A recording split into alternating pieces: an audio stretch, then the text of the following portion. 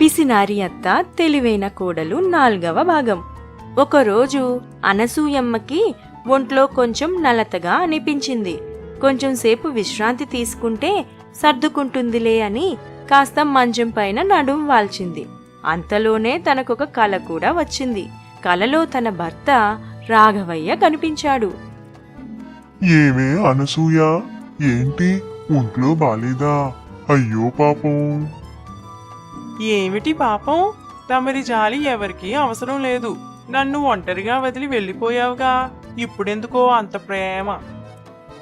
ఇదిగో, ఎప్పుడు ఇలానే మాట్లాడతావు. ఎప్పుడు నీ మాటే నెగ్గాలి కాని ఎదుటి వారిని అస్సలు అర్థం చేసుకోవు. నీ నోటికి భయపడే ఎప్పుడూ మౌనవ్రతం పాటించేవాడిని. ఏమిటేమిటి, నా నోటికి భయపడ్డారా? నేనేమి అంత గయ్యాలినేమీ కాదు.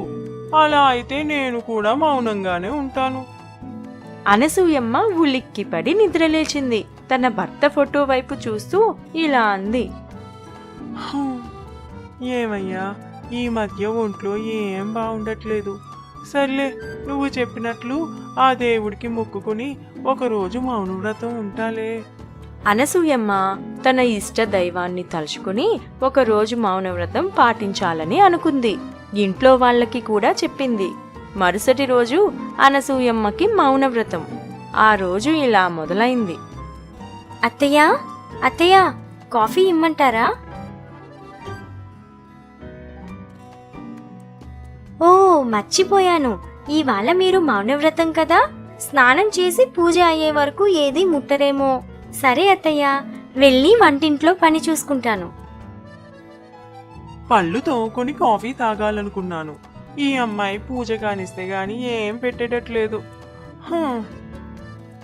అనసూయమ్మ తొందరగా తయారయ్యి దేవుడికో దండం పెట్టేసి గబగబా వంటగదిలోకి పరిగెత్తింది. అప్పటికే ఆకలి దంచేస్తుంది.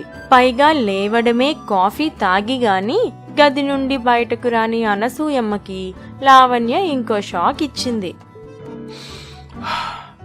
ఏమిటి, పెసరట్టు వాసనలా ఉందే? ఈ లావణ్య పెసరట్లు వేస్తున్నట్లుంది.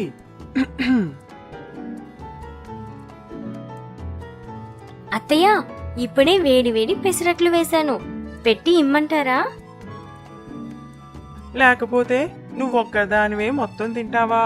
ఉదయం నుండి కడుపులో చుక్క కాఫీ కూడా పడలేదు అని మనసులో అనుకుంటూ నిలువుగా తల ఒకసారి ఆడించింది.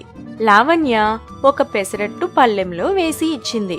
అప్పటికే ఆకలితో ఉన్న అనసూయమ్మ చిటికెలో నమిలి మింగేసింది. ఇంకొక అట్టు వేయమంటారా అత్తయ్య?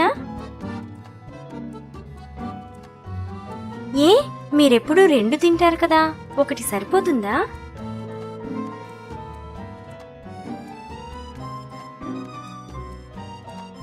ఒకటేం సరిపోతుంది, 2 కావాలని చెప్పబోయే లోపే ఎప్పుడు 2 తింటారు కదా అని అడగడం, నేను అవుననే లోపే వెళ్ళిపోవడం. బావుందిలే, నాతో బానే ఆడుకుంటుంది. ఈ ఒక్కరోజేగా, రేపు చెప్తా దీని పని.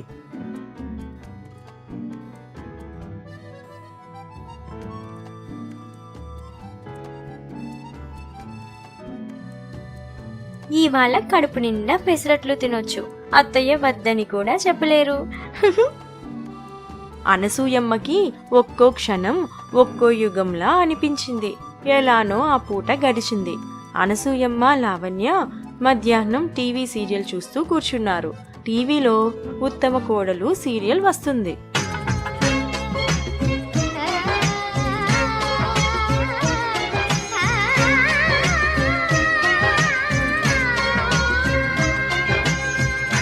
వసే వెర్రిదానా, ఏమైంది అత్తయ్య గారు? కూరలో ఇంత ఉప్పు వేసావేంటే? రాను రాను నీ మతేమన్నా పోతుందా? అయ్యో అత్తయ్య, క్షమించండి అత్తయ్య, అరగంటలో మళ్ళీ చేసి తీసుకొస్తాను. మరి ఈ కూర ఏం చేస్తావు? ఇదంతా దండగేనా? ఇది మొత్తం నువ్వే కూర్చొని తిను.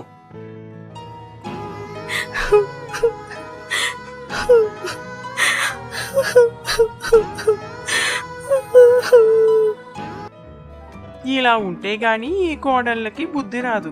కాస్త అటు చూసి నేర్చుకో అన్నట్లుగా టీవీ చూడమంటూ సైగ చేసింది అనసూయమ్మ. ఏంటత్తయ్య, ఛానల్ మార్చాలా? ఉండండి, మారుస్తాను. అయినా ఈ సీరియల్ రోజు చూసి చూసి బోర్ కొట్టేస్తుంది. చిచ్చిచ్చి, ఏమిటి ఈ కూర? రుచి పచి లేదు. మనుషులు ఎవరైనా తింటారా? చిచ్చి, మాంసం కూర అంటే ఎలా ఉండాలి? ఏమైంది అత్తయ్య? ఇలానే పోయిన వారం చేస్తే మీ అబ్బాయి ముందు చాలా బాగుందని మెచ్చుకున్నారు. అంటే ఏంటి?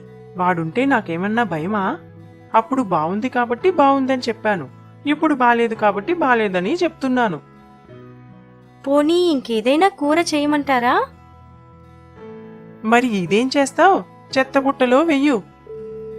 ఎందుకత్తయ్య పడేయటం? ఇందాకటి నుండి కుక్క మురుగుతుంది. మీరు తిన్నాక దానికి పెడదామని అనుకున్నాను. పోన్లేండి, అదైనా కడుపు నిండా తింటుంది. పైగా దానికి విశ్వాసం కూడా ఉంటుంది. అంటే నాకు విశ్వాసం లేదనా? చిచ్చి, మిమ్మల్ని కుక్కతో పోలుస్తానా? అని మనసులో అనుకుంటూ ఒకసారి నవ్వుతూ వాళ్ళత్తను చూసింది. అనసూయమ్మకి ఒళ్ళు మండిపోయింది.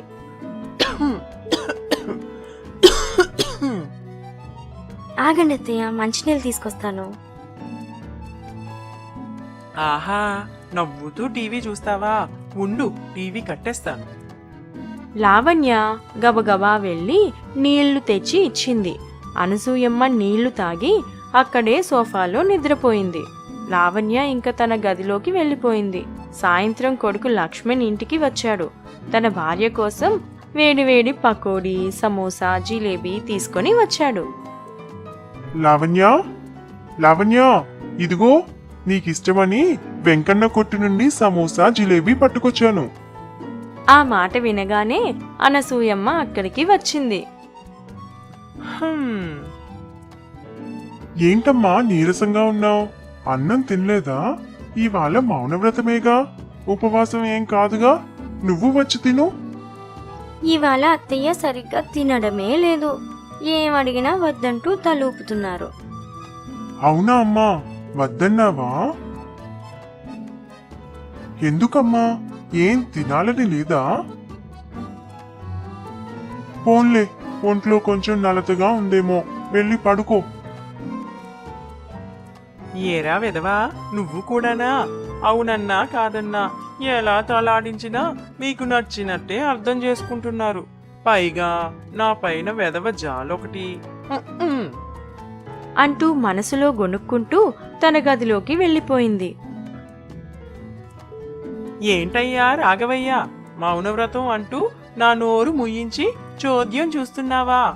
చూడు చూడు, ఈ ఒక్కరోజేగా. మొత్తానికి అనసూయమ్మ మౌనవ్రతం ఆ విధంగా ముగిసింది. ఈ అత్తాకోడళ్ళ తమాషా చూస్తూనే ఉన్నారుగా. మీకు ఇలాంటి కథలు మరెన్నో చూడాలనిపిస్తే మా ఛానల్ని తప్పకుండా సబ్స్క్రైబ్ చేయండి. భూమిలో బంగారం. రాజేంద్రపురం దగ్గర ఒక గ్రామంలో లక్ష్మయ్య అనే రైతు ఉండేవాడు. అతనికి గణపతి అని ఒక కొడుకు ఉన్నాడు. గణపతి లక్ష్మయ్యకు వయస్సు పైపడిన తరువాత పుట్టిన ఏకైక పుత్రుడు. అందుకే గణపతిని అల్లారు ముద్దుగా పెంచాడు. గణపతికి ఏ కష్టం తెలియకుండా లక్ష్మయ్యే ఇంటి బాధ్యతనంతా మోసేవాడు. అందుకే గణపతి సోమరిగా ఏ బాధ్యత లేకుండా తిరిగేవాడు. కొన్నాళ్లకు లక్ష్మయ్యకి ఆరోగ్యం బాగోక మంచం పట్టాడు. తను చనిపోతాడని తెలిసినా కొడుకు ప్రవర్తనలో ఎటువంటి మార్పు లేదు. అదే బద్ధకం, సోమరితనం. ఇంటి బాధ్యత కాసింతైనా లేకుండా బలాదూర్ తిరిగేవాడు. ఆరోగ్యం బాగా క్షీణించి లక్ష్మయ్య చనిపోయే స్థితికి వచ్చాడు. కొడుకు గణపతితో ఆఖరిసారి మాట్లాడుతూ ఇలా చెప్పాడు. నాయనా, నీకు ఏ పని చేత కాదు. ఇంటిని పోషించడం కూడా నీకు చాలా కష్టం అని నాకు తెలుసు. అందుకే నీకోసం మన పొలంలో బంగారం దాచిపెట్టాను. దాన్ని నువ్వు తవ్వి తీసుకో. లక్ష్మయ్య కొడుకుతో బంగారం గురించి చెప్పి ప్రాణం విడిచాడు. గణపతి తన తండ్రికి చేయాల్సిన కార్యం అంతా పూర్తి చేశాడు. ఆ కుటుంబం బరువు బాధ్యతలు గణపతి భుజాలపై పడ్డాయి. తనకి కష్టపడే తత్వం లేకపోవడం వల్ల తన తండ్రి చనిపోయే ముందు చెప్పిన మాటలు గుర్తుకు వచ్చాయి. ఆలస్యం చేయకుండా తన పొలం త్రవ్వడం మొదలుపెట్టాడు. తన తండ్రి ఆ బంగారం ఎక్కడ దాచి ఉంచాడో గణపతికి తెలియదు. కాబట్టి ఆ పొలం అంతా వెతకాలి. అందుకే రోజు పొద్దున్నే కొడవలి, గుణపం తీసుకువెళ్ళి పొలం త్రవ్వటం మొదలుపెట్టేవాడు. రాత్రి వరకు వెతికి ఇంటికి వెళ్ళేవాడు. అలా ప్రతిరోజు అదే విధంగా చేసేవాడు. కొన్ని రోజులు గడిచేసరికే ఆ పొలం మొత్తం పూర్తిగా త్రవ్వి అంతా వెతికాడు. కానీ అతనికి ఏ బంగారం దొరకలేదు. తన తండ్రి తనకి ఎందుకు అబద్ధం చెప్పాడో తెలియక నిరాశగా కూర్చున్నాడు. పొలమంతా పంటకు సిద్ధపడినట్లుగా పూర్తిగా దున్నబడి ఉంది. ఈ పొలాన్ని ఇలా ఊరికే ఉంచడం దేనికి? ఇంత శ్రమపడి మట్టి మొత్తం తవ్వాను. బంగారం లేకపోతే లేదు. నాన్నకి ఇష్టమైన మొక్కజొన్న పండిస్తా. అలా గణపతి ఆ పొలంలో విత్తనాలు జల్లి నీరు పోసి సాగు చేశాడు. కాలం తిరిగొచ్చినట్లు పంట చేతికి వచ్చింది. పంట పండింది. తను ఆశించిన దానికంటే ఎక్కువ రాబడి వచ్చింది. తన కుటుంబం ఎంతో సంతోషించింది. గణపతికి తన తండ్రి చెప్పిన మాటలు గుర్తుకొచ్చాయి. భూమిలో బంగారం ఉందని చెప్పింది నిజమేనని గ్రహించాడు. కానీ అది సులభంగా రాదు. కేవలం తను కష్టపడటం వల్లే తను సంతోషంగా ఉన్నాడని తెలుసుకున్నాడు. అప్పటి నుండి సోమరితనం లేకుండా కష్టపడుతూ ఆ ఊరిలోనే పెద్ద మాగామిగా మారాడు. నిజమే కదా పిల్లలు? బద్ధకంగా ఏ పని చేయకుండా ఉంటే ఎలా? మనం కష్టపడితేనే కదా మనకి కావాల్సింది మనం పొందుకుంటాం. గణపతిలా మనం కూడా కష్టపడాలి మరి. అప్పుడే మంచి మార్క్స్ వస్తాయి, మంచి ర్యాంక్స్ కూడా వస్తాయి. మనం కోరుకున్న స్థాయిలో ఉండొచ్చు కదా. అందుకే కష్టే ఫలి అని అంటారు. కష్టపడితేనే ఫలితం పొందుకుంటాం అని దాని అర్థం. మీరు ఏ విషయంలో కష్టపడి మంచి ఫలితం పొందుకున్నారో కామెంట్స్లో మాకు తెలియజేస్తారా మరి?